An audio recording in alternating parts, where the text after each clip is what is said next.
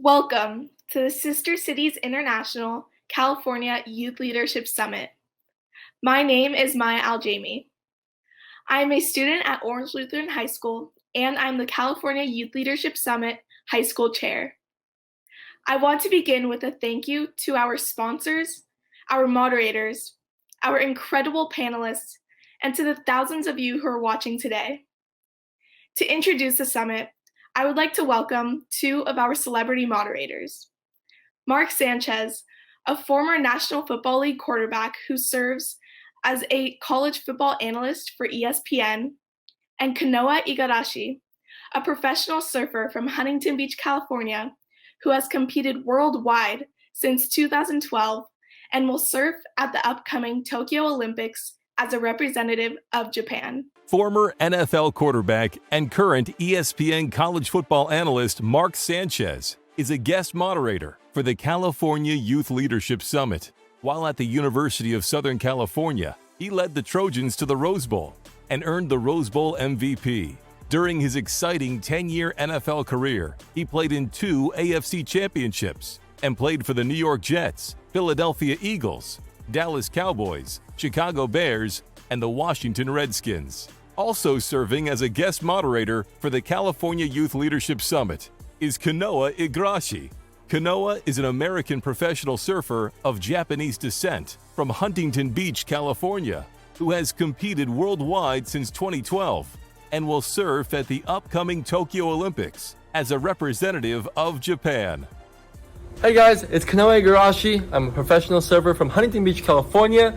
I'm really excited to be taking part in the California Youth Leadership Summit, and this is an event created by Youth for the Youth. So I'm looking forward to hearing what you guys are passionate about and talking to you guys about all the issues you guys have.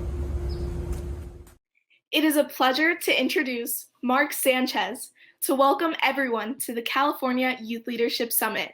Hi, I'm Mark Sanchez, and I'm thrilled to be a part of the Sister Cities International California Youth Leadership Summit. At this online event, we'll be discussing topics created by youth and young professionals for the youth and young professionals. These are your issues, and it's fantastic that youthful minds have come forward to address issues that adults have not been able to resolve. I'm excited to be a part of this conversation, and I welcome you to join me. Next, I am extremely pleased and honored to introduce you to the California Youth Leadership Summit Honorary Chair, Dr. Thelma Press. Dr. Press is a co-founder and guiding light of California's Sister Cities and the recipient of the Order of the Rising Sun Gold and Silver Rays from the Emperor of Japan. Please welcome our leader, Dr. Thelma Press, and enjoy a short interview with her about the purpose of Sister Cities and her hopes for the future. Thank you for your involvement in Sister Cities International. As Sister Cities citizen diplomats, we are the faces of America to the world. And the greatest strength of the United States is the diversity of her people. We are a rainbow of colors, making a brilliant mosaic pattern of ethnic cultures. I hope you will continue your involvement with Sister Cities and encourage others to join your efforts. Youth involvement is the most important aspect of Sister Cities' growth. You are a hope for the future. Sister Cities International was founded in 1956 by President Dwight Eisenhower for the purpose of bringing about peace throughout the world through people-to-people diplomacy. We hadn't done that in the United States. And so when the idea was brought to him, he liked the concept of cities twinning with cities, people involving themselves with people. Children then, whole entire families would become families with their twin counterpart overseas. And with that concept, they would become a family. And through that concept, maybe peace would develop in the world, because you're certainly not going to war with your family. Today, this network unites tens of thousands of citizen diplomats and volunteers in 500 member communities with over 1,800 sister city partnerships in 138 countries on 6 continents. What vision do you have for Sister Cities in the future? Well, I can see great growth, but I hope the growth is with the young people. We have set so many young people that have been involved and have gone on to become mayors, diplomats, physicians, lawyers, professors, and they carry their knowledge of how you communicate with people. And that's so helpful to young people growing in this world today.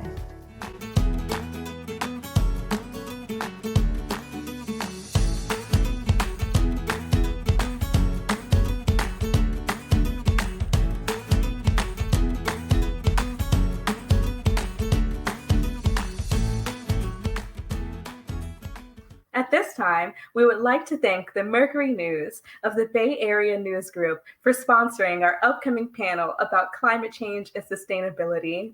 It is also my honor to introduce our panel moderator, British Consul General Emily Cloke.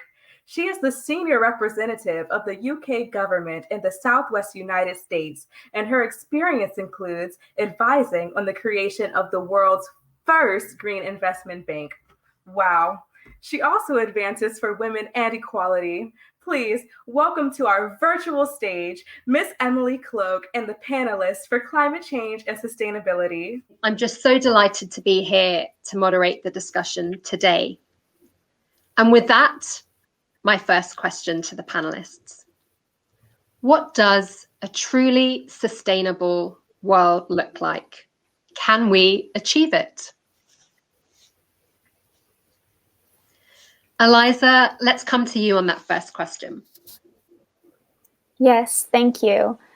So I think a truly sustainable world is one in which humans give to the environment as much as they take away. For instance, planting as many trees as chopping down. I also think a truly sustainable world is one that's run on clean energy, such as wind or solar power. Now, do I think I can get there and we can get there? I think we can, because I'm hopeful by the action that I've been seeing. I've seen youth who are advocating, who are marching, who are demanding action. And I've also seen some companies that are shifting to try to meet those demands. For instance, just about a week ago, I saw that General Motors is committing to be net zero carbon emission level by 2035.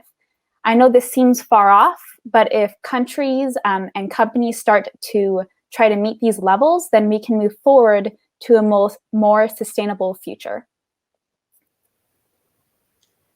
Eliza, thank you so much for that. Sarah, let's go to you next on that question.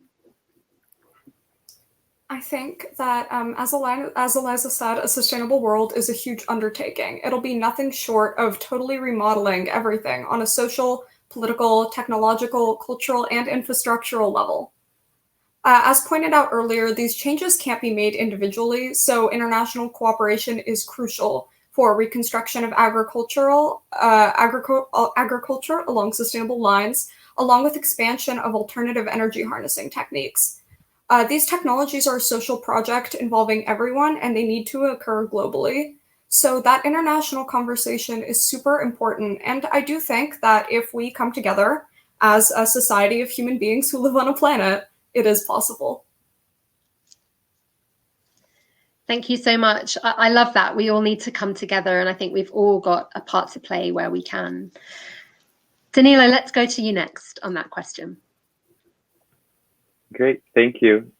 Everyone has said essentially what I was going to say. Even though it is a very difficult question, it stumped me initially when I was thinking about it. And looking from the STEM, from a technological perspective, as we look at immediate dangers in terms of climate change and more long-term dangers, we really do see a massive need to combine science and policy much better than we have been doing so far. So again, I'm reiterating what others have said because this is a very salient point. We really do have to bridge this connection, both between countries, between groups within countries, and importantly, between science and policy. Grace, let's go to you. Hi, yes. So like Sarah said, we will have to essentially change our lifestyles and everything to reach a sustainable society. So I'm really glad that there is now a question from Kanoa Igarashi. Obviously, I see a lot of global climate change around me. My office is in the ocean. So for me, it's very difficult to see all this happening around us. Sea levels rising. I go to many places in the world. I come back to year after year, and you can see the beach is changing. It's very concerning, so I do my best to try and maintain and do my part. And I think 1% makes a big difference. So if we can all come together, we can make a big impact on our environment. How about you guys? Have you guys seen any kind of global impact on your day-to-day basis? Well, obviously I had my story, but I would like to hear you guys as well. It's definitely a very concerning subject, and I'm sure we can all come together and talk about it. So we've heard Kanoa's story there. Panel, have you personally witnessed any signs of the growing impact of climate change on our world? And what have you seen? Sarah, let's go to you first. Well, living in Southern California, I'm very familiar with fire season. And year after year, we've seen fire season warnings going on for longer and longer and longer. And in the past year, 2020, the California fires were, the worst that I've seen them in my kind of conscious life. I remember checking the air quality on my phone just to make sure, is it going to be okay? Should I go outside today? And I remember seeing ash on my windshield one day. So definitely there is evidence that things are changing and not for the better. And that really does push me personally, and I think it does inspire a lot of others to take action. Eliza, let's go to you next. Tell us what you've seen. Yes, like everyone else, being from California, we see lots of wildfires. So that's just one example. Another example, I have been to Antarctica, and when I was there, I could see the glaciers melting at a very fast rate. It's called shelving when the ice falls off the main glacier, and this was occurring all around us. So both of these examples just show how we need to act immediately to combat climate change. Thank you. Pearl, what have you seen? Well, I can tell you that some of the hottest years on record, since record had been taken, have been in 2014 and 2015. And in California specifically, in August of 2020, there was a new record of 130 degrees in the Death Valley. I think that this speaks to the conditions that are growing, the climate heating. It's entirely unlivable. And I think that this is our call to action alone. And to speak to the fires, Los Angeles had the worst air quality in the world. It was worse than New Delhi for about a month. The sky was red. And we had to wear PPE just to breathe proper air, not even to protect us from COVID-19. So I think that the past decade alone has signaled that the earth is sick. Pearl, thank you for sharing that with us.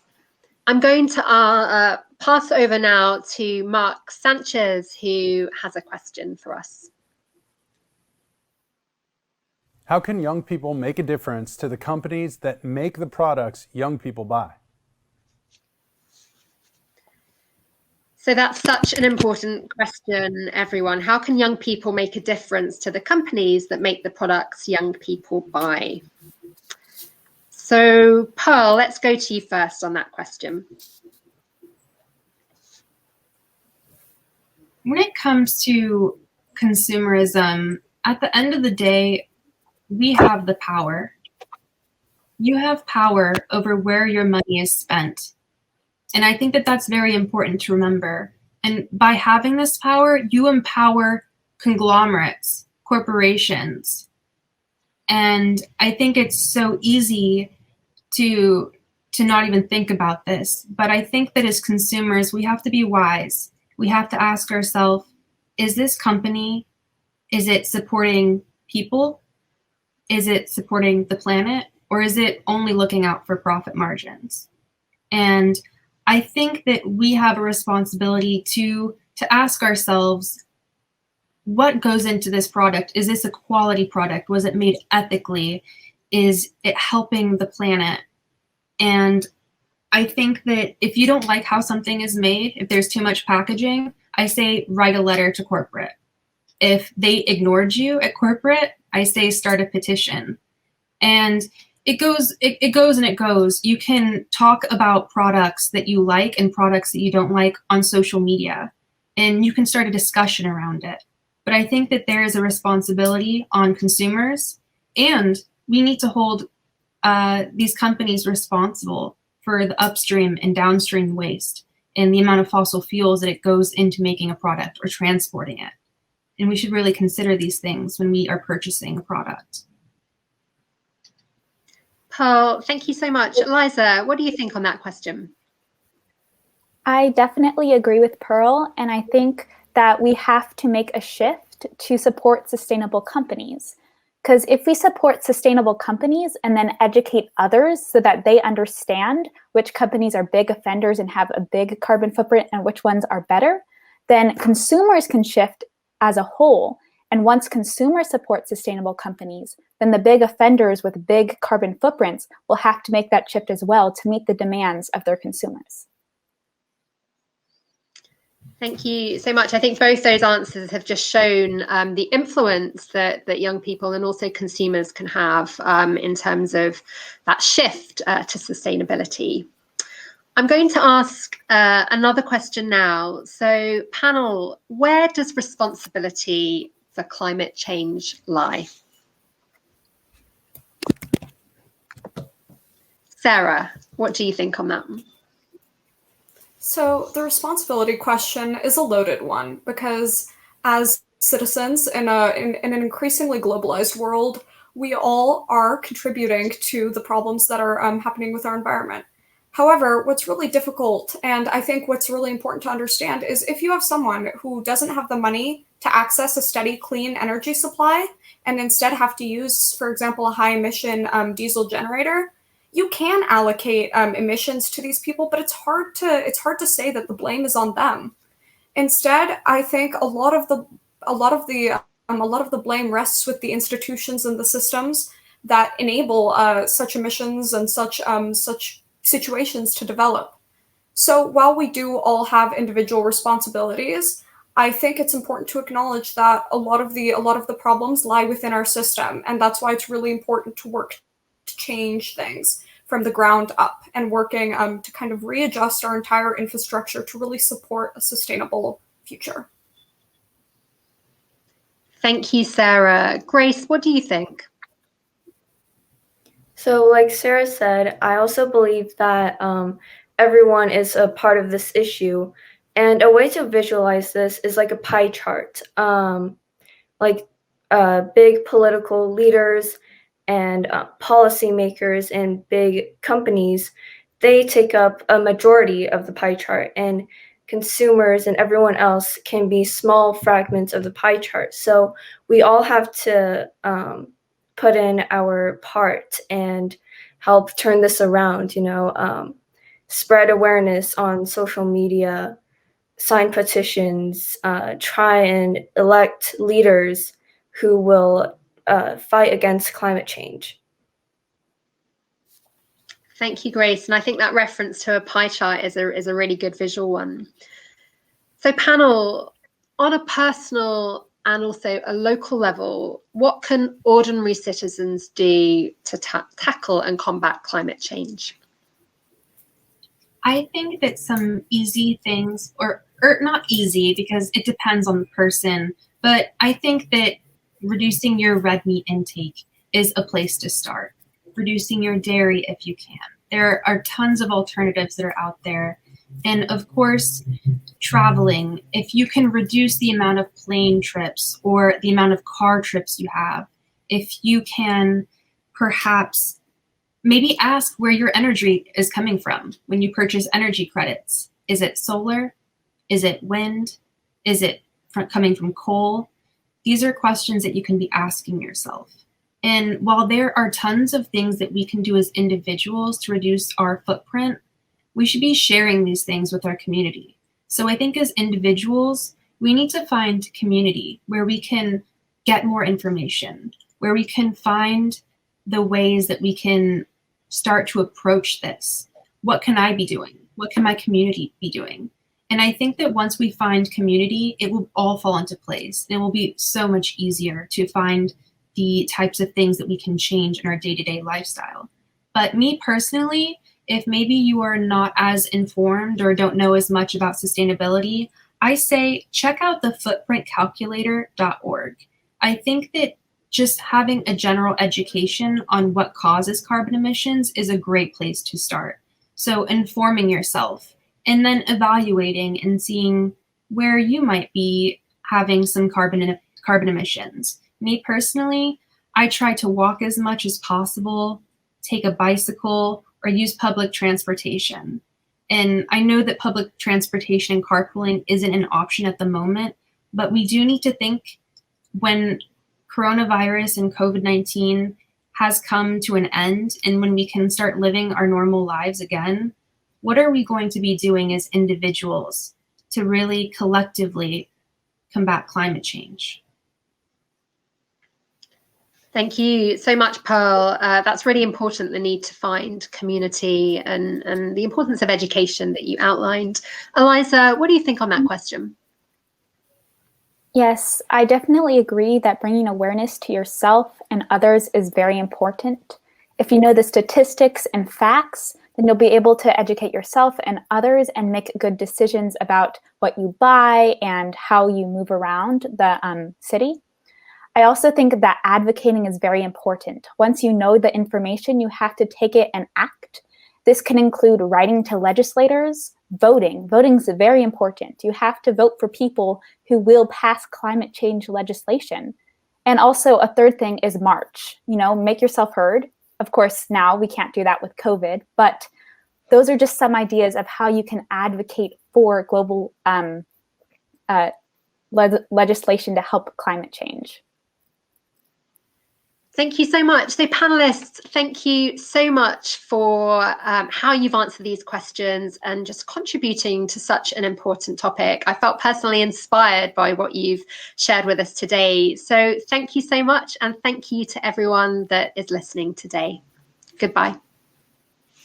Hi, my name is Michaela Chan Welch, and I am a student at James Logan High School. Thank you to our panelists and Miss Emily Cloak. We'd like to shift gears for a minute and hear from you, the audience. Our celebrity moderator, former NFL quarterback Mark Sanchez, is going to take a quick poll about the issues you care the most about. This question is for all our online participants who are tuning in today. Which issue are you most passionate about? Climate change and sustainability, world peace and cooperation, racial equality and gender equity, or coping with the pandemic? All of our participants, please look in your chat and click on your answer. Which issues are you the most passionate about? While we're waiting for everyone to weigh in, I'm excited to introduce you to LA native musician Jaguar Twin, who will be performing his song Shine, which is the theme song for the 2021 California Youth Leadership Summit.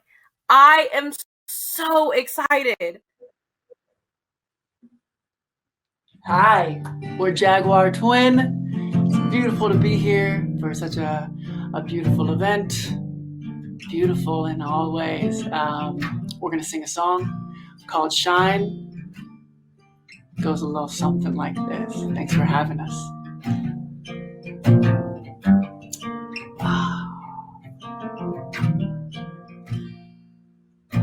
When I rise to a brand new morning, I know the sun's gonna shine, shine down on me. Shine, shine down on me when I rise to a brand new morning. I know the sun's gonna shine, shine down on me. Shine, shine down on me. Wake up, look at my phone and read the news. It's bad, really bad. I mean really, really, really bad. Seems like the world is going crazy, getting out of hand. They run the house and rig the game to get the upper hand. Man, I wish that life was like a movie, maybe one of the classics. I like those movies a lot. Don't understand why people doing what they doing. All this violence is tragic, cause we could all get along. So let's change the world, we can start today. Know that everything's gonna be okay. Move oceans and earth, cause we got the faith. I know that everything's gonna be okay. So everywhere I go, I'm gonna shine, shine, shine. Yeah, anywhere I go, I'm gonna shine, shine, shine. So sing it if you know you're gonna shine, shine, shine. I was in the clouds, now the sun is coming out. When I rise to a brand new morning, I know the sun's gonna shine, shine down on me. Shine, shine down on me. When I rise to a brand new morning, I know the sun's gonna shine, shine down on me. Shine, shine down on me. Sometimes it feels so hard to keep your ground. Feels like an earthquake under your feet, but you're in the sea, so you're gonna drown. And everyone's against you, from your family to your country. It's so hard to continue watching home runs while you bunting. Nothing can stop you from doing what you believe. When life was not a celebration, I had dreams and then I made them something. No teacher teaching could ever teach. We're all the same in every nation, gender of my generation. So let's change the world, we can start today. Know that everything's gonna be okay. Oceans and earth, cause we got the faith. We know that everything's gonna be okay. So everywhere I go, I'm gonna shine, shine, shine. Yeah, anywhere I go, I'm gonna shine, shine, shine. So sing it if you know you're gonna shine, shine, shine. I was in the clouds, now the sun is coming out. Sing it! To a brand new morning, I know the sun's gonna shine, shine down on me. Shine, shine down on me. When I rise to a brand new morning, I know the sun's gonna shine, shine down on me. Shine, shine down on me. When I rise to a brand new morning, I know the sun's gonna shine, shine down on me. Shine, shine down on me.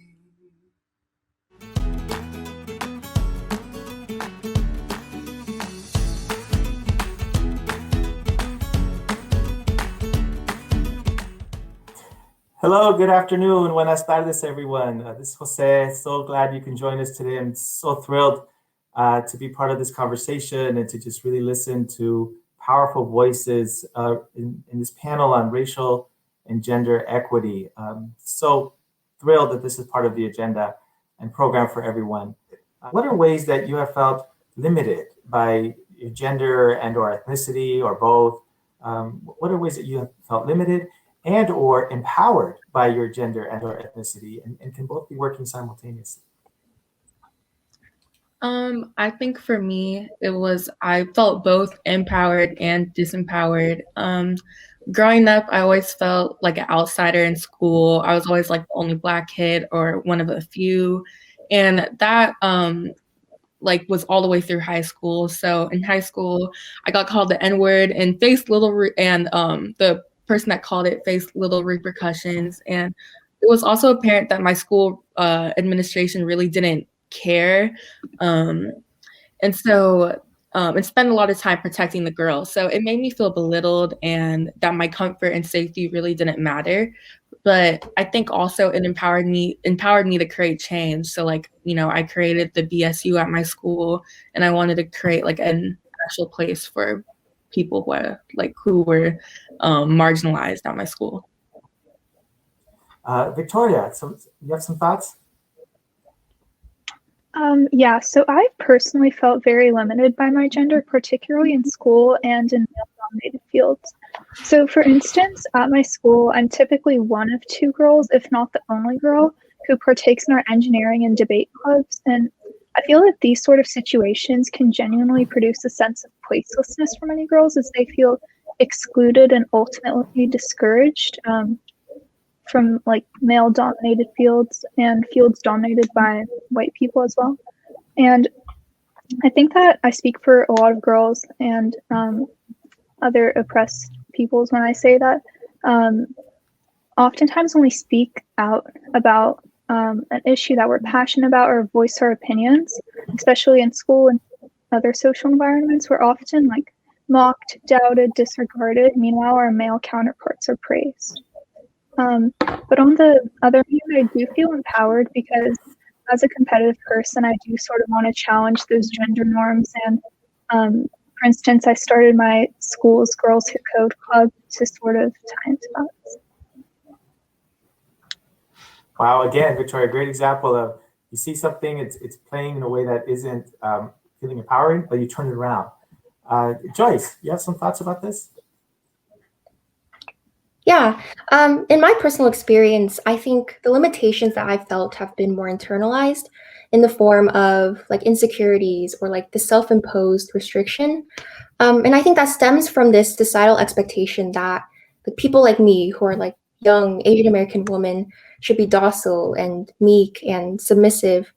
And I think at first I kind of succumbed to it because I didn't know how to advocate for myself. But as I'm learning to like take more pride in my identity, I'm realizing that like, I can do whatever I want and like I'm going to make my own place and open my own doors. So I'm still in this process of kind of combating that internalized limitation, but also gaining consciousness and confidence of how I can define my own place. Thank you, Joyce. And Tomiko. I think that something that people need to realize is that Black women face oppression on both sides for being a woman, but for also being a Black individual. This double oppression translates into stereotypes such as the angry Black woman or hypersexualizing Black women. In the classroom, especially in non-Black spaces, it feels like you always have to constantly prove yourself. And I remember when I was signing up for an academic program at my school, which is full of honors and AP classes, and there were white students in front of me who were kind of shocked that I was going to be taking these courses, which is disheartening because I've taken classes, the smart people classes with them as well. And my supervisor, I asked him if I got straight A's, would it mean that I had a 4.7 GPA? And he said that, yes, you would get that 4.7 GPA, but it's going to be very difficult. And he wasn't really encouraging me to get those straight A's. I definitely obtained those straight A's, but, you know, just to be not encouraged by supervisors is an issue. I talked to my friends about it and they were saying that like Black students are very underestimated in the school system and that needs to change. Wow. So when we think about the response, I want to pose one of the essential questions that in the United States we're struggling with, if not globally, is 2008, as I mentioned, Barack Obama gets elected. And it's like, that's it, right? We arrived. Now 2020, we elect the first woman, Black, South Asian woman to be vice president.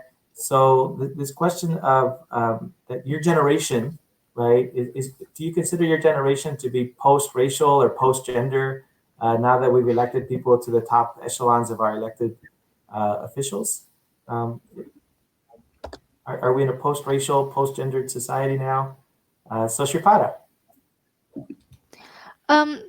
Thank you. I believe that our generation is not yet completely post-racial, but our Gen Z community is striving towards that goal. More young people in this generation are fighting towards the improvement of racial and gender equity. And I think media has played a major role in this. In bringing awareness to people of this generation. For example, the Black Lives Matter movement, it was received well among some citizens of this nation, but it was also not received well by many others. So what that shows us is a lot of people are getting aware that, okay, there are these problems that exist, but then a lot of people don't agree with that. And based on a survey conducted by the Talo community in September of 2020, it was full of more than 5,000 Gen Z students. More than half of the survey respondents said that they've witnessed a discrimination at a workplace or at their school based on sexual orientation or their race, and things like that. So what that clearly shows us is we're not post-racial, but we understand that this is a problem that we need to fix. All right. Yes, so the role of media is very critical. Tamiko. No, I do not think that our generation is post-racial. There are many racist people in my generation because of the generational racist beliefs that they have been taught from their parents or family. Although I think that my generation is definitely more progressive and open-minded, open to unlearning the traditional values that we have been taught. And I've also been able to see people in my generation start to speak up to their parents about social issues and trying to educate their families about things that they just don't understand. So I believe that my generation can definitely make change for the better. Joyce, you had some thoughts to share? Yeah, I think I agree with everybody else. I don't think our generation is post-racial. And even just looking at the group of people who do support, like, Black Lives Matter and movements like that, like so much of it has become performative. Like the Black Lives Matter was like somewhat of a trend with like the hashtags and like Blackout Tuesday, things like that. And so it's become a little bit harder to parse out like the sincerity in people's actions and like whether we really are addressing like racial justice. And then on top of that, there's like, generational gaps and like media portrayal of like these movements and what people are doing. Thank you, Joyce. And Elise, you have some thoughts? Yeah, adding on to what Joyce said, I really do not believe that we are in a post-racial generation. I think we're making a lot of strides and it's going to be better, but I do believe that a lot of activism is performative and a lot of people do it based off how it'll make them look as opposed to like doing the right thing. I also think things like implicit bias are something that affects a lot of people and that a lot of people aren't even aware of that they contribute to or that they have a bias against a certain people, group of people. So yeah. What Ta-Nehisi Coates often refers to, we're in a rhetorical post-racial space, but certainly not fully or a post-gendered space. So with that, I do want to bring in I'm thrilled to actually bring in an external questioner here to ask a question to you all. I'm thrilled to have our own local Orange County product, former quarterback at USC and in the NFL, Mark Sanchez. He has a question for you all on this topic. So we'll have Mark ask his question. Social media obviously has its drawbacks. What positive influences can social media have? Great question by Mark Sanchez. We often think about other parts of social media. What are the positive impacts that social media can have on this topic, this work? Go ahead, Elise. Or I'm sorry, Shupada. Okay. Thank you. So we all know that we live in a male-dominated society, and this inequality with gender would continue to exist as long as there are barriers for women, be it social, economic, political, or emotional. So I think social media helps to break down these barriers because it provides an open channel where women who are harassed or abused, they can voice their issues without any fear. So this encourages women to also be a breadwinner in their house. And similarly, social media also has its share in trying to restore racial inequalities because we call our nation to respect its constitution, but unfortunately, we don't really do that. We still see actions of injustices still happening to people of minority communities. For example, in the past, we had media like radio and television. They were used to bring awareness to people, but they were all one-way communication. Social media creates multi-way communication that's so powerful, and it helps to capture the thoughts of so many people to fight against this racial injustice. So I think that us living in a democratic nation, the voice of people means a lot to influence equity, and I think social media captures that really well. Wow. Thank you, Shupada. Elise, I'm sorry. Go ahead. It's okay. So information and knowledge are power, and media, specifically social media, provides platforms for sharing vital information that may not be covered on the news or popular networks. So it also shows people that they are not alone and that our suffering is not in vain. For instance, the video of George Floyd, we watched a man get murdered by the police. This really impacted the nation because we saw it with our 2 eyes and we did not just read about it. I think that social media provides a gateway for people who may not see racism within their, in their neighborhood, but it shows that it's very much so real and impacts communities. Thank you, Elise. So democratization of media, as Shripata mentioned. Joyce. Yeah, I completely agree with Shripata and Elise. And I just want to add, in terms of advocacy, in the audience that social media is able to reach, it's kind of like this virtual crowd because everybody's congregated to this one platform. And so you're not limited to the people just in your vicinity. You have a diversity within your audience and within the people who are seeing the content you put out. And so it's a way to gain traction for a cause that you're passionate about, or spark movements like George Floyd, the video, all that started online, and also just spread awareness and educate other people. Thank you, Joyce. Victoria, you had some thoughts on this. Yeah, so just want to reiterate what Elise and Shripata said. Social media definitely does have a variety of positive uses. For many people, it helps them connect and provide a community with people who are just like them and have the same background or similar experiences. And it's also really been a gateway to promote several racial and gender equity movements, such as the Black Lives Matter movement, the feminist movement, and so on. In particular, last summer, for the Black Lives Matter movement, a lot of my peers and students from schools in my area were able to get together and organize protests and rallies, as well as fundraisers for Black Lives Matter, all via social media. So it definitely serves as a positive sort of gateway for social change and awareness. So allowing this community conversation in a broader way. Tobiko. Social media definitely spreads awareness for social justice issues such as the Black Lives Matter movement. It opened the eyes of many people in this country, but also globally. The Black Lives Matter movement was something that was global, which was very inspiring to see that the people can really come together and make change.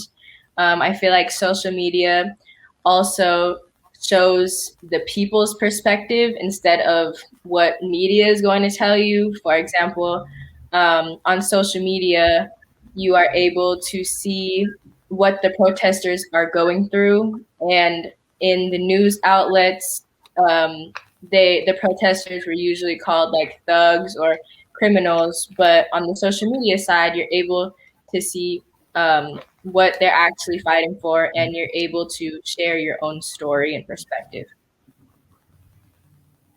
I wonder, I think you all have talked eloquently about the power of social media to construct positive and relational social change. But we hear so much about how it actually has also allowed negative elements that might go counter to that social change also rise, right? There's hate and finding other hateful communities to then create conspiracies and all these things.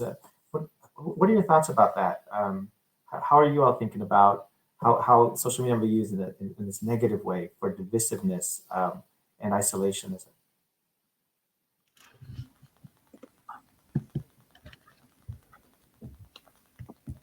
Go ahead, Victoria. I'm sorry. So I think that is sort of a difficult topic because it begs the question of free speech versus spreading hate and violence. And obviously, I think that ultimately Facebook, Instagram, and Twitter, social media platforms are private institutions, and they sort of have a social responsibility to be providing information that's accurate and that doesn't incite violence. So that's sort of how I view the issue. That's the struggle, right? Free speech in this country of freedom. At what point does it cross the line? So we'll go on along those lines to a second question by Mark Sanchez, a question that I'm really interested in your answers to, being a father of four young women in my life. So we'll go on with Mark with his second question that he has for you all. How do we encourage men to champion women's rights? Boom. How do we do it? What do we need to do? How do we best get it done? So who'd like to take a shot at that question that Mark posed to us? I think we need to teach men not to objectify us. I feel like all women, no matter what your race or ethnicity is, we all get, objectified. So I think that once people stop seeing women as objects and more as people who have thoughts, feelings, emotions, and who have ambition, just like men, then I think that's a way that we can champion men to start seeing us not just as equals, but also to give us like equity so we can have the same opportunities as them. That's right. Thank you, Elise. Well said. Joyce. Yeah, and I think it's also about just holding conversations, because when you like term it as like women's rights, it feels exclusive to men, but that's not the case at all. And it's about like equal gender, like gender equality and equity. And so including them in the conversations that we're having, and also framing it not as like a woman versus men or like a us versus them thing, but making it inclusive and like promoting empathy among people. I think that'll allow like all genders to like see the importance of gender equity and be included in the movement. All right, it looks like we're gonna have to wrap up. I know Victoria, Tomiko, you had something to say on this one, but it looks like we're at time. But I think we'll close there with this last idea of empathy, right? Whenever we talk about equity, bottom line, it's about being empathetic to others. As many of you said, if you have food, enough food, be empathetic to others do not. If you have the candy, be empathetic to others who do not. And recognize the history of that, right? How history informs our current conditions. And if not, we're condemned to repeat history, as so many have reminded us. So thank you all for this incredibly powerful set of ideas, perspectives, and for all of your successes and the continued plights that you'll continue to struggle with. But I think I'm thrilled. I'm thrilled that your generation identifies what it means to be post-racial and what it means not to be, as well as how gender and the role that men must play in that role. As together through faith, love, and humility, we can create that empathetic society we're all striving for. So thank you all for your incredible success in your work today, and to all those who helped organize this panel and brought us all together in this moment to discuss this incredibly important topic. Every time I feel like I can't take it, I remind myself it's all inside. Stop for a moment, take a breath, and close my eyes. See what that feels like. Oh, I'll try to get by without you in mind. Without you in mind. But I miss the smell of your coffee. I miss waking you up early when you had to be somewhere. Baby, you had me good. Baby, you had me good.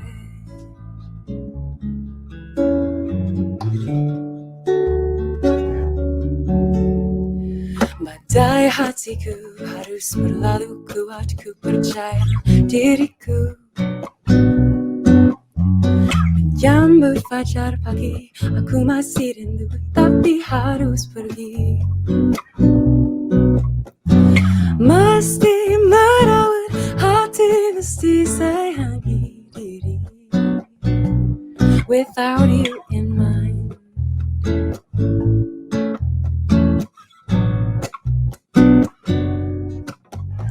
But I miss the smell of your coffee.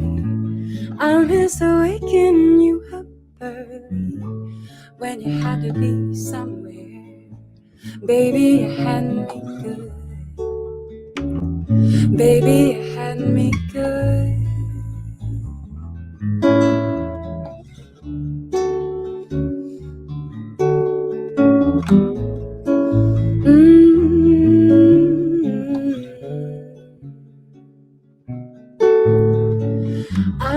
miss the smell of your coffee. I miss waking you up early when you had to be somewhere. Baby, you had me good. Baby, you had me good. Oh, yeah, yeah, yeah.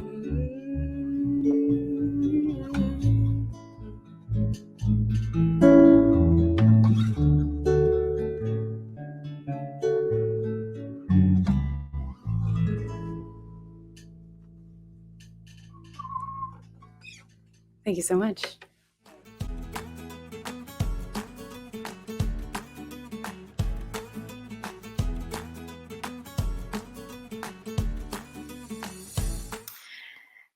Hello, everybody. It's great to see you, and I'm so honored to be part of this Sister Cities Summit today. And I want to welcome you and wish you a good afternoon or good evening or good morning, depending on where in the world you are. Welcome to the World Peace and Cooperation panel.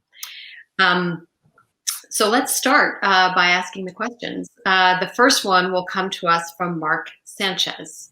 How do we broaden our perspective beyond the scope of national interests and in favor of international peace and cooperation? How about Mazi? Would you like to take that one on?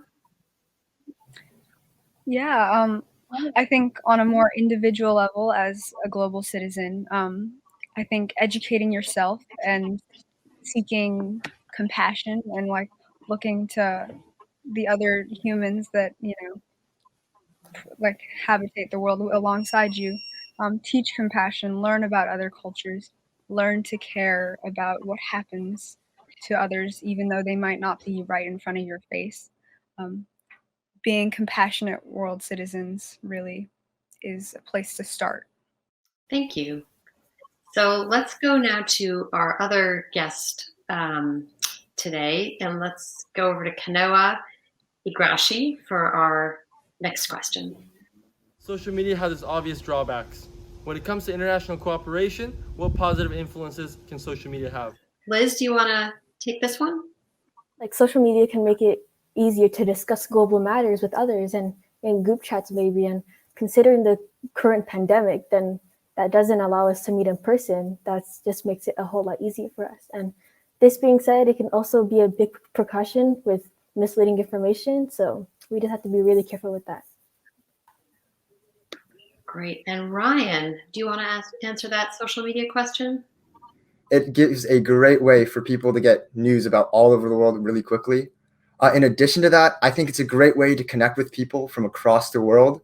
So for me personally, I use Instagram a lot. And so I've met people from Germany to Japan, and I can see what they're doing. I think recently my host sister posted about how it was snowing in her area. And I think it's a great way so you can like see what's happening on the other world. Even if it's like these minor things, you can still connect with people. Great. And I think there are maybe a couple others who want to weigh in on this one. Sam, I'm calling you next. It doesn't just gain us a wider exposure in a quick and efficient way to reach, people, but it also enables us to reach a wider demographic than who we might usually reach and just interact with.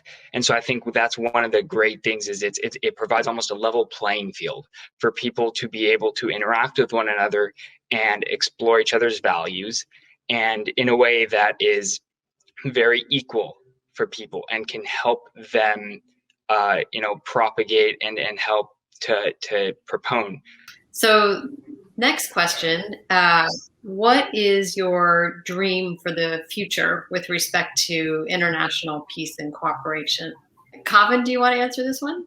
My personal dream is that young people start taking an interest in the issues of politics and the issues of voter turnout. So young people are notoriously known for not participating in politics or not participating in controversial topics. And I think it's important that we know we shouldn't be doing this. We know that we shouldn't abstain from something so important. And my dream for the future is that young people start actually getting out there and participating and making a change, which it's the only way.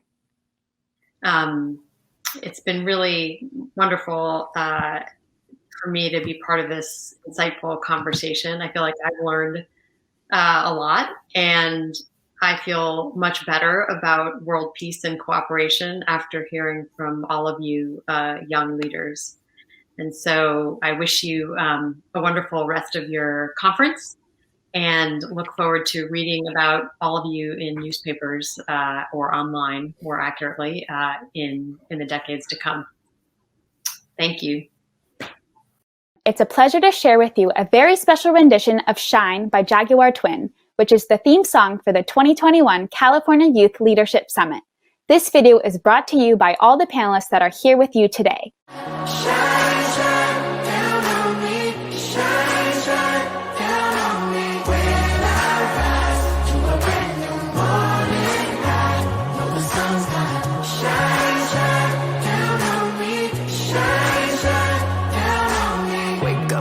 My phone and read the news. It's bad, really bad. I mean really, really, really bad. Seems like the world is going crazy, getting out of hand. They run the house and rig the game to get the upper hand. Man, I wish that life was like a movie. Maybe one of the classics. I like those movies a lot. Don't understand why people doing what they doing. All this violence is tragic, cause we could all get along. So let's change the world, we can start today. Know that everything's gonna be okay. Move oceans and earth, cause we got the faith. Know that everything's gonna be okay.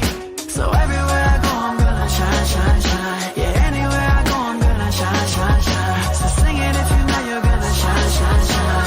I was in the clouds, now the sun's coming out, singing. When I rise to a brand new morning, I know the sun's gonna shine, shine down on me, shine, shine down on me. When I rise to a brand new morning, the sun's gonna shine, shine down on me, shine, shine down on me. Sometimes it feels so hard to keep your ground. Feels like an earthquake under your feet, but you're in the sea, so you're gonna drown. And everyone's against you, from your family to your country. It's so hard to continue watching home runs while you bunting. Nothing can stop you from doing what you believe. When life was not a celebration, I had dreams and then I made them something that no teacher teaching could ever teach. We're all the same in every nation, gender of my generation. Let's change the world, we can start today. Know that everything's gonna be okay. Move oceans and earth, cause we got the faith.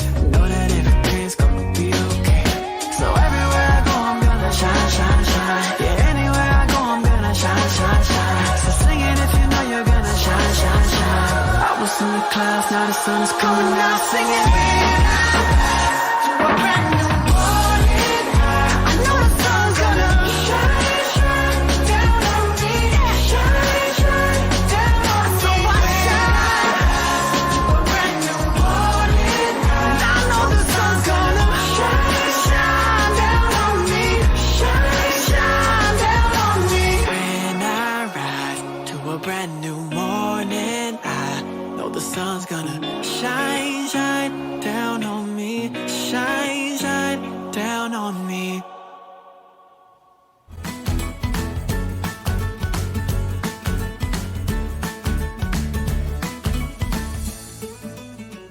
Hi, my name is Oliver Schrock Collins, and I'm a student at Canyon Crest Academy.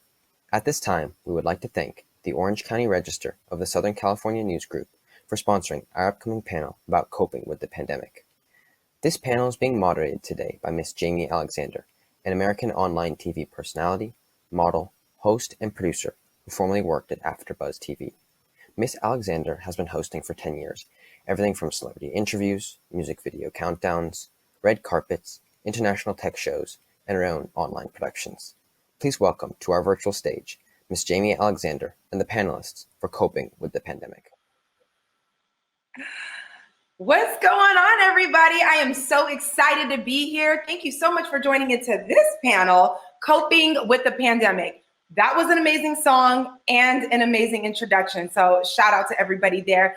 But we're about to jump into a brilliant conversation because I have an amazing panel with me, along with some celebrity input from Kanoa Igarashi and Mark Sanchez. So you're definitely going to stick around and ask yourself, how have you been coping with the pandemic? So let's dive into this incredible conversation. As you know, I'm your host, Jamie Alexander.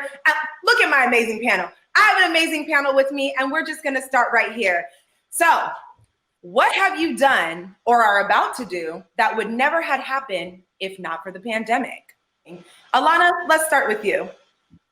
Like, I was definitely able to focus more on myself and where I want to go after high school.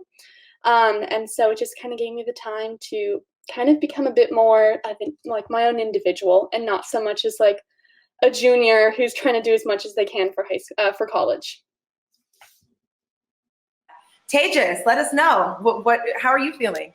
I've just been able to focus more on myself, and throughout the last year, I've been able to really focus on what I want to do after college, and kind of the opposite of what Alana's done. I've kind of seen myself as more successful than I have been in the past, and I've realized that what I've done is impressive in some circumstances, and I've been able to work harder to get into the college that I wanted, to do the things that I want to do in life.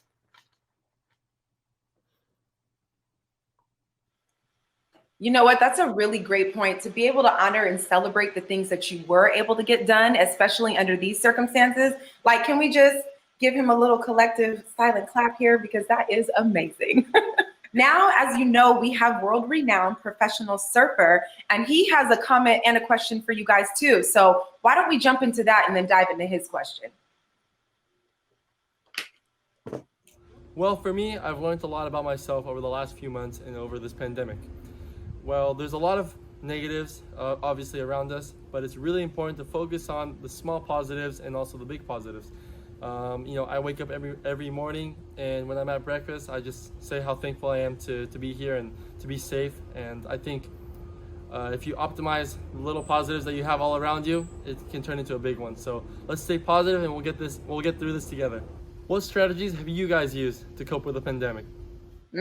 That's a good question. What strategies have you guys used to cope with the pandemic? Why don't we start with you, Tejas? So throughout the pandemic, I've really just been keeping in mind what I have. I'm safe, I'm healthy, my parents are job secure, and throughout the pandemic, I've been remembering the positive aspects and the things that have come to me because of the pandemic. And so I would say that that's one of the biggest things that has helped me cope with the pandemic. Okay, those are a lot of amazing things to be grateful for. So congratulations for being able to identify that. Just like Kanoa said, it's really important to expound on the things that you're grateful for. And I'm so happy that you were able to do that. Lori, what are your thoughts? Sure. So I was reading this incredible article published by the University of California, San Francisco recently by the Department of Psychiatry and Behavioral Sciences. And it was focusing on drawing your attention to the things that you can control. One of the greatest downfalls as human beings is we tend to focus and put our efforts into the things that we cannot control. For example, this pandemic. It is not in our hands, in the sense of we are not necessarily the healthcare workers out there giving their time and efforts every single day, but we can control wearing masks and being socially distant and making an effort to keep our family and ourselves safe during this very unprecedented time. And it's really important to focus on, well, am I staying off social media? Am I listening to the facts that are correct and have been fact checked? Am I listening to my inner self? Am I taking care of my mind and my emotional health? And I think that's something that we tend to lose sight on, and it's important to draw our focus back on the important things of our life. Yes, very well put, all of those things. And walking in the unknown is something that we've had to, it's not like we ever had control, right? But if anything showed us that we do not have control, it is the pandemic. So the way that you have honored that is really special, unique, and I think everybody can pull from that. So when it comes to strategies that you've used to cope with the pandemic, Alana, what do you have? Just with the pandemic, it was really nice to just distract myself and get away from reality sometimes. And so I was reading a lot, and I got really into Korean drama, and it was just kind of stepping back from reality, because what Lori said, we can't really control it. It's it was out of our hands, and obviously you can do things personally to make a difference, but there's only so much that you can do. And so, yeah, definitely reading and watching Korean drama, and then also just getting all of the stress off my chest. by like ranting to friends or like friends and family and whatnot. It's really helpful for me personally. And I'd imagine for other people as well. It's nice to just let it all go. I want to go on to Isabella and find out from her, what strategies are you using to cope with the pandemic? So I actually thought it was really interesting that Tejas and Kanoa had mentioned gratitude, because me personally, I started a gratitude journal. And I think taking that step back, and how Lori mentioned that there's so much we can't control, it can cause a lot of anxiety. And actually, neurologically speaking, there's something in your brain that's connected to when you're grateful, it causes less anxiety. So I started a gratitude journal, and I think that it really helped me just like take a step back and realize I have so much to be grateful for. I have a roof over my head. I have a pantry and a fridge stocked full of food that I can get whenever I want it. There's water bottles downstairs whenever I need. And I think that it's really helped me, because I feel like in some scenarios you can feel like, oh, I don't have a lot because I'm doing school from my bedroom. But in reality, you do have a lot. And taking that step back and realizing what you have can help relieve a lot of that stress. I completely agree. I'm with you, Isabella. I find myself thanking divine for so many things that I never thought of, like my toes and my eyeballs and, the fact that my brain worked. When it comes to gratitude, you can get down to the little minuscule things that you might not think of on a regular day. But when you really get into it and say it out loud, it really does feel good and relieve anxiety. I love that. So as we continue this conversation, I want to dive into a second question from one of our guests. He's an ex-NFL quarterback. And Mark Sanchez has a question for you guys. We've seen a lot of temporary change due to coronavirus. Which of these changes do you think or hope will remain permanent? That's a good one. Out of these changes, which ones do you hope remain permanent? Lori, let's start with you. Sure. So I think that one of the most important aspects or changes that I've seen as a result of this pandemic has been the environmental changes. People are significantly more cautious of the effects that they're having on their environment. Recently, the LA Times released an incredible article discussing the carbon emissions and how it has decreased in 2020 as a result of less travel. So I think if individuals have the opportunity to work from home, they should, because at the end, we're making a significant environmental impact in the world. And as we've seen in many articles released and different discussions amongst our politicians, the climate is one of the greatest issues facing our country and facing the world. And if we don't take care of it now, or we didn't take care of it a long time ago, we're not going to have this incredible planet that we live and we thrive on.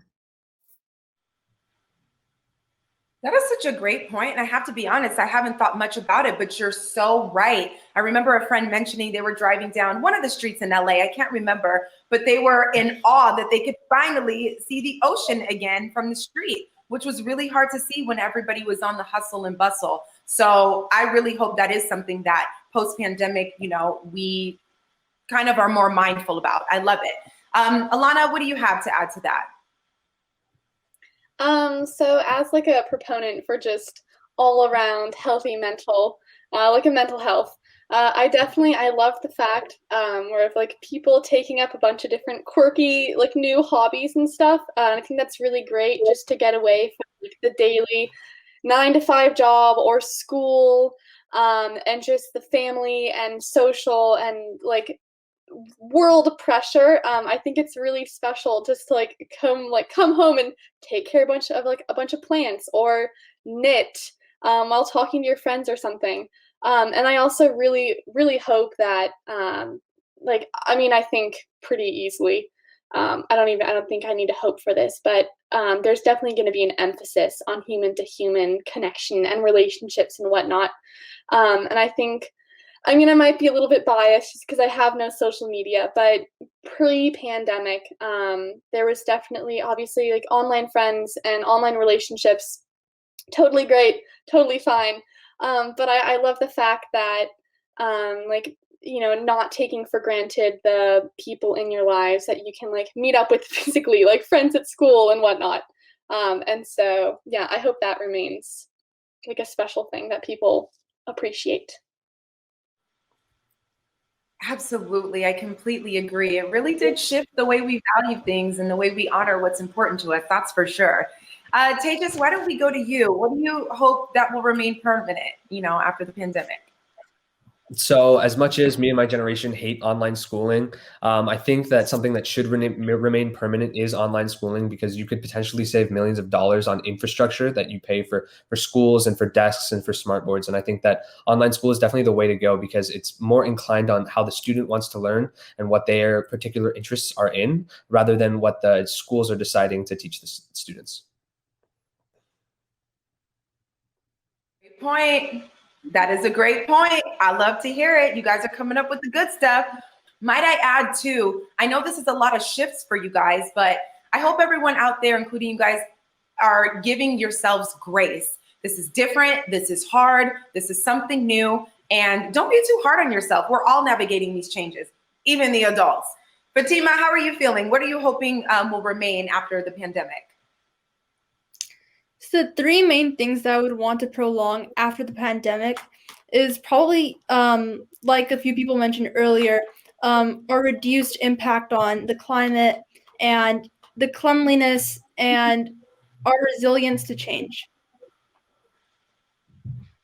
Yes, I love that. And you don't know what your resilience to change is until you're challenged to change. So the good stuff is being built up in us here, guys. We actually have another question from Kanoa Igarashi, and I'd love to jump into it because it's social media related. So why don't you take it away, Kanoa? We all know that social media has its drawbacks, but when it comes to the pandemic, what kind of positive impacts can social media have for all of us? I love to talk about the positive side. Give it to me, Lori. What do you think? What are some of the positive parts about influence that social media can have? Yeah, thank you, Kanoa, for that incredible question.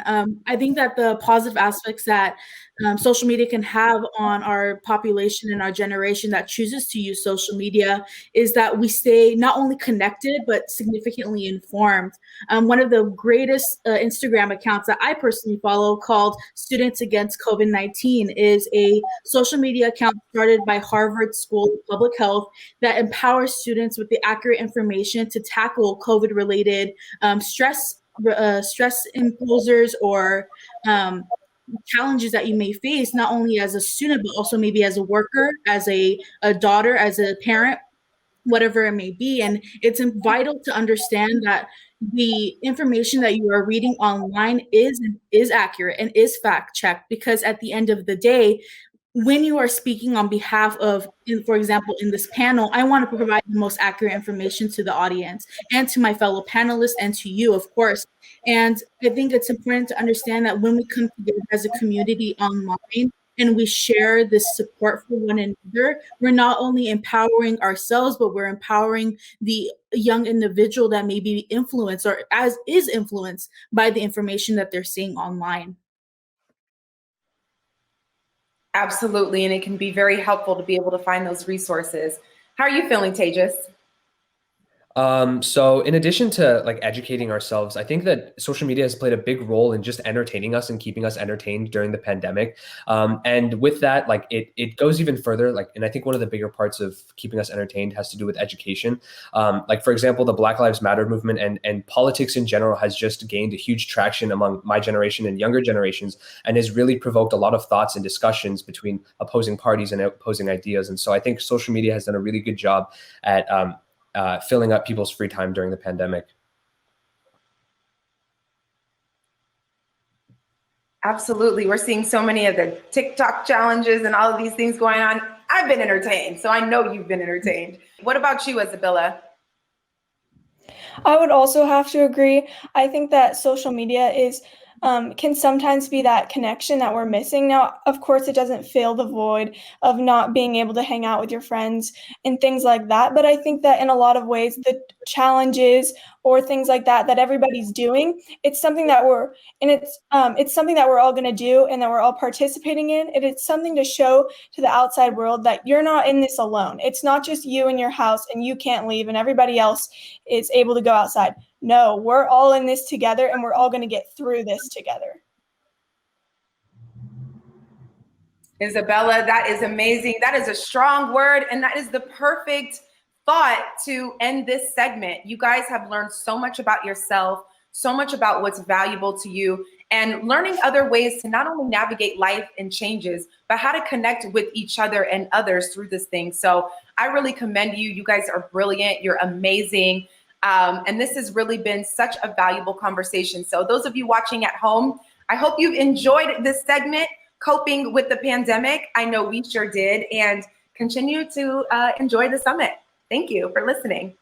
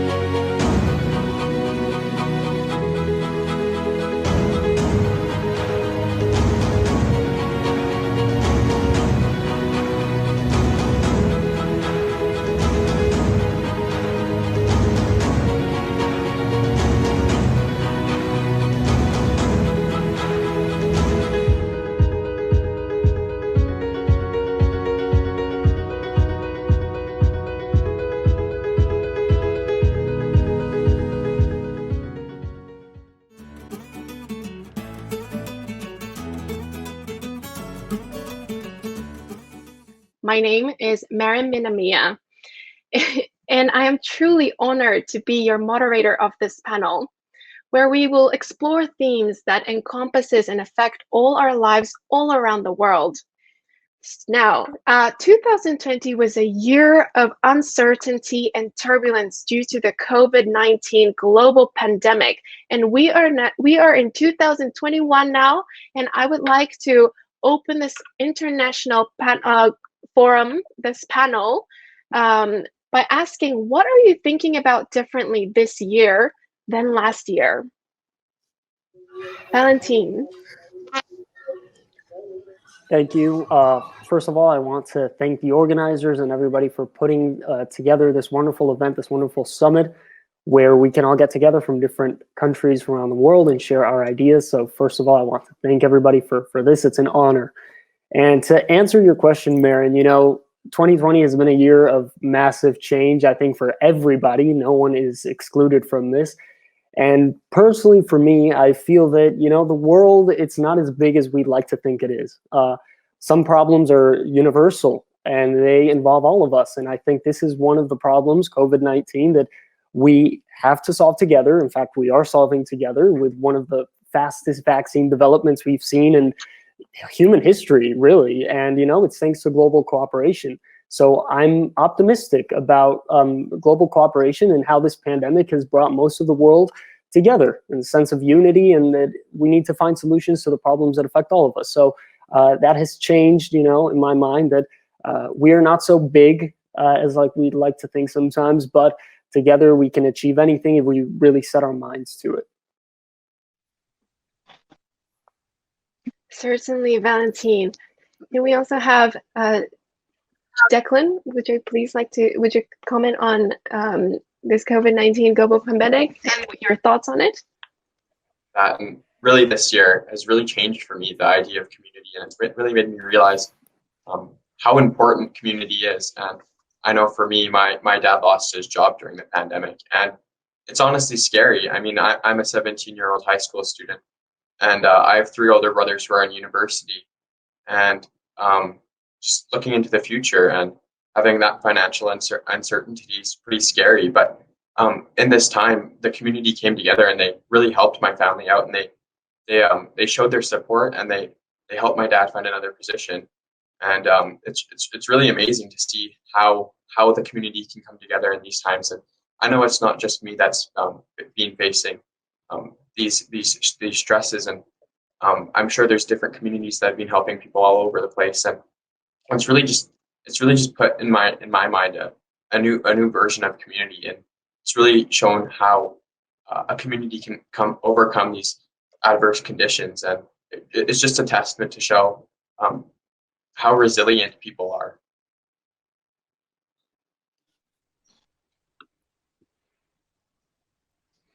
Certainly, and it's key that people come together and cooperate in solving these all-encompassing issues that we face together as humanity.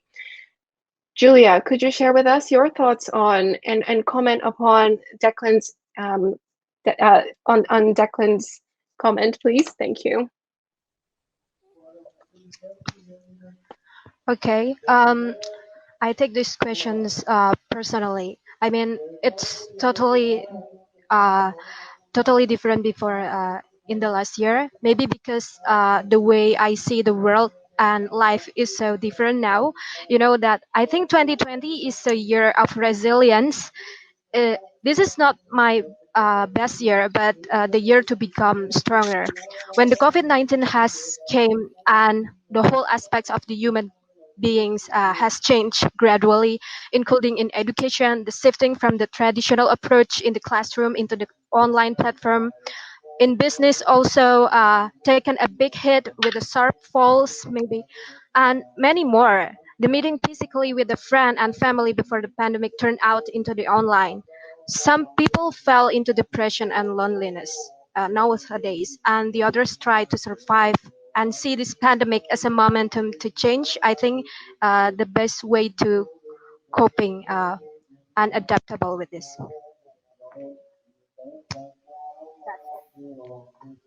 Here is the question from Kanoe Igarashi.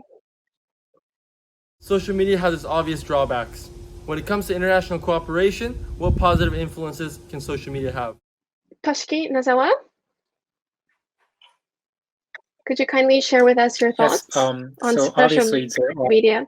Thank you. so obviously there are many drawbacks when people use the social medias. However, in the case of Japan, where the country where I am living in, there is a phrase called seiji banare, which means many young people are losing interest in politics. And Japan has been struggling to increase the voting rate among the young for many years. And this could bring numerous negative effects on the country in the long term. However, right now, it is common for politicians to create Twitter or Instagram accounts, and many young people also have social media's account. Therefore, I understand that there is a risk of fake news, but I think social medias could be used to familiarize about politics among the young people, so they can collect information about politics or perhaps post their opinions about their politics on their social medias, which will make them interested in politics.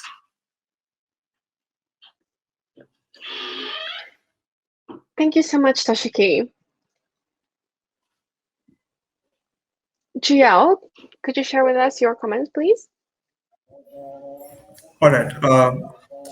So thank you for the recognition. And, first of all, on how social media impacts global cooperation, I would like to draw the example of what is going on in India right now. So 2 days back, Rihanna tweeted about an ongoing farmer protest that has been happening in India for the past 2 months. And suddenly how social media mobilized and came together to support such a community that the government was not responding to their protest as well.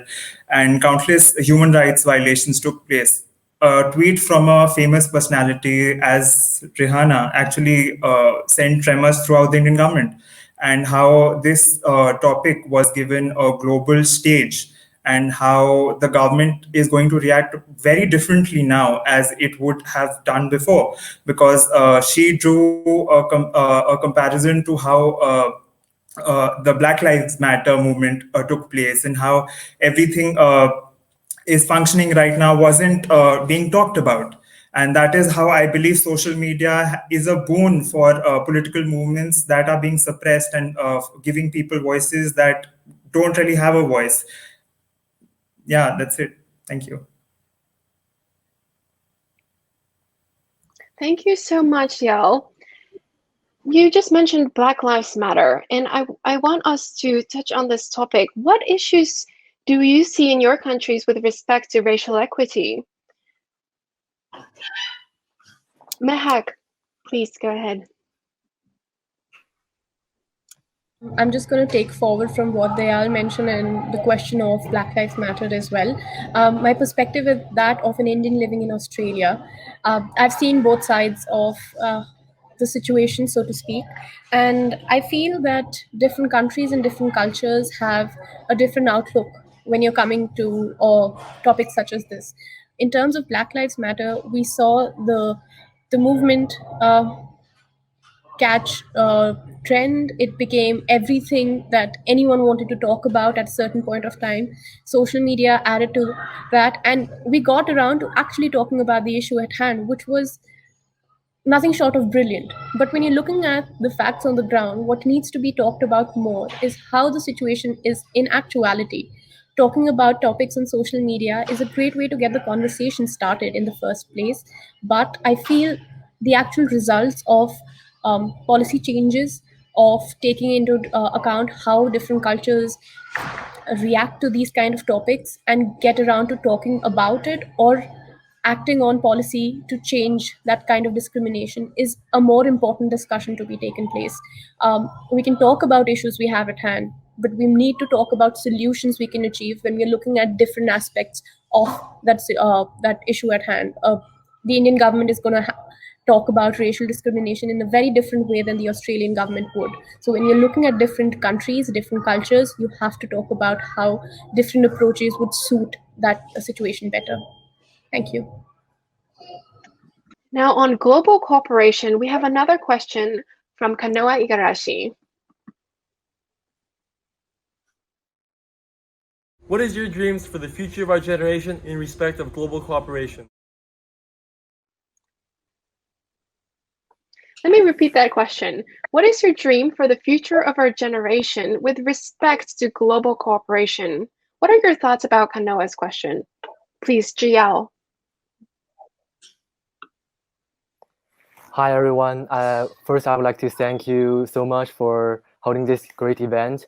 About the global cooperation, which is very important, we could notice from this huge pandemic, every country, every race, and every humankind could not escape from it. We should face it together.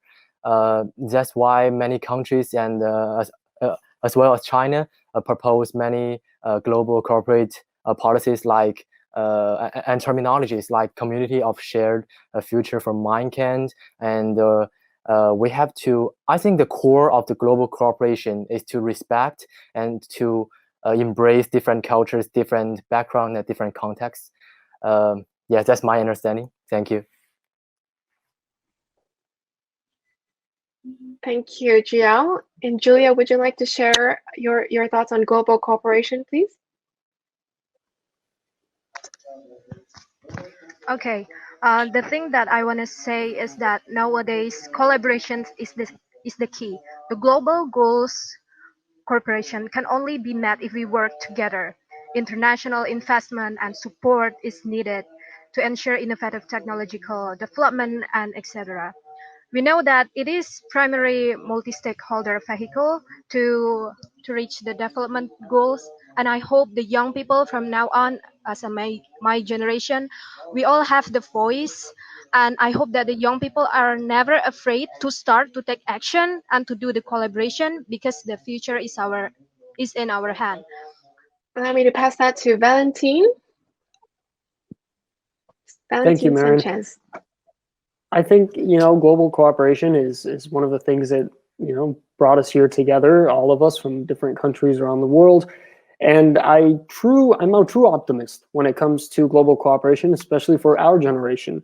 The sustainable goals that the United Nations has implemented for nations to follow, for the agenda in the upcoming years, for the global agenda, is pragmatic, and we should follow it. Every nation should, focus on these global issues that range from climate change to equality.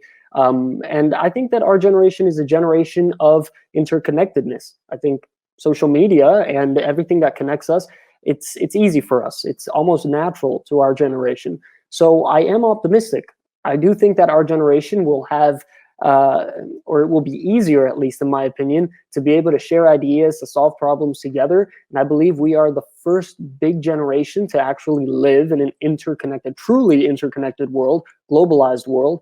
And I hope those things, will pay off in the future when it comes to solving global issues. So I am an optimist, and I do hope that our generation can work together to solve these big issues that are facing us today.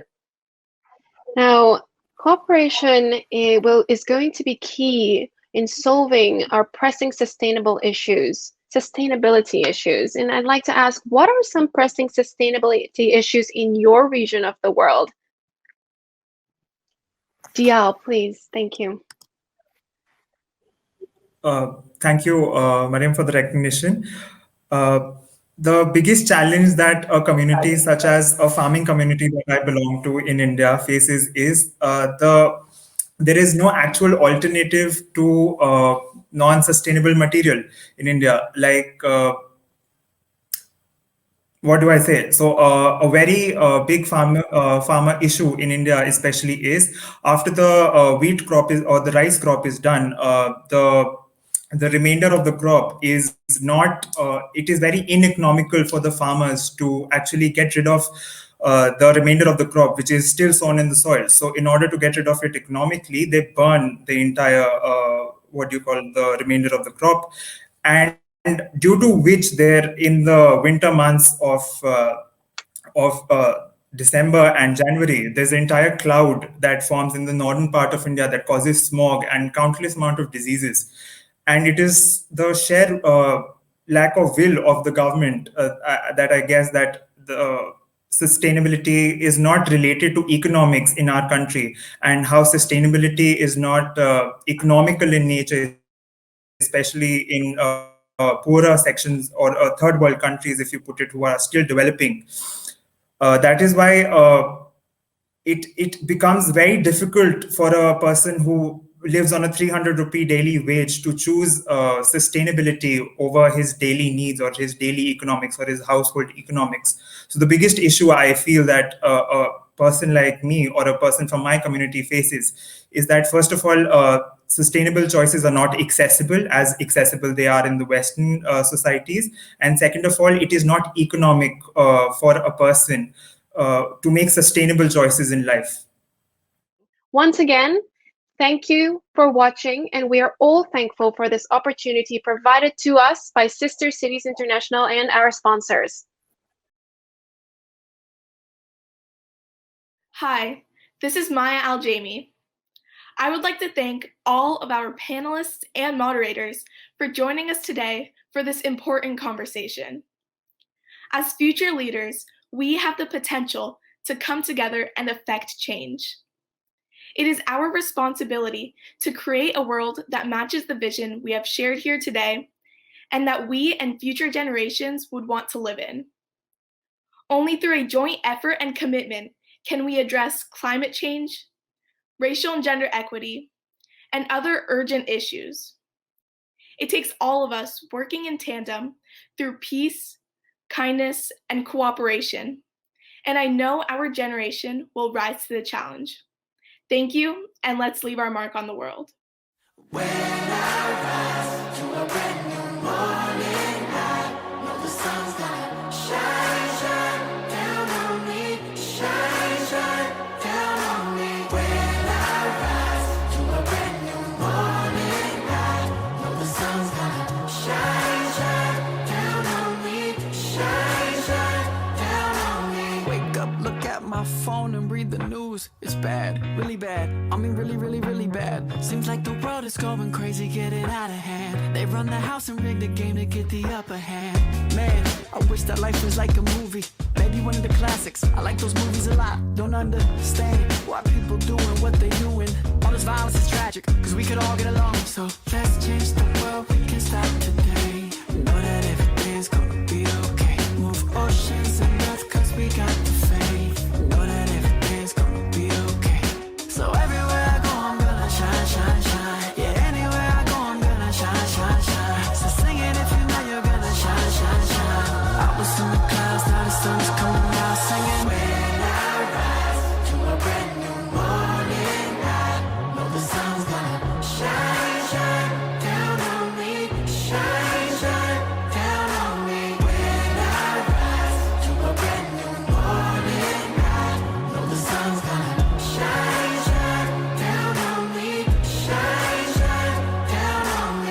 Sometimes it feels so hard to keep your ground. Feels like an earthquake under your feet, but you're in the sea, so you're gonna drown. And everyone's against you, from your family to your country. It's so hard to continue watching home runs while you bunting. Nothing can stop you from doing what you believe. When life was not a celebration, I had dreams and then I made them something that no teacher teaching could ever teach. We're all the same in every nation, gender of my generation. So let's change the world, we can start today. Know that everything's gonna be okay. Move oceans and earth, cause we got the faith. Know that everything's gonna be okay. So everywhere I go, I'm gonna shine, shine, shine. Yeah, anywhere I go, I'm gonna shine, shine, shine. So sing it if you know you're gonna shine, shine, shine. I was in the clouds, now the sun's coming out, singing.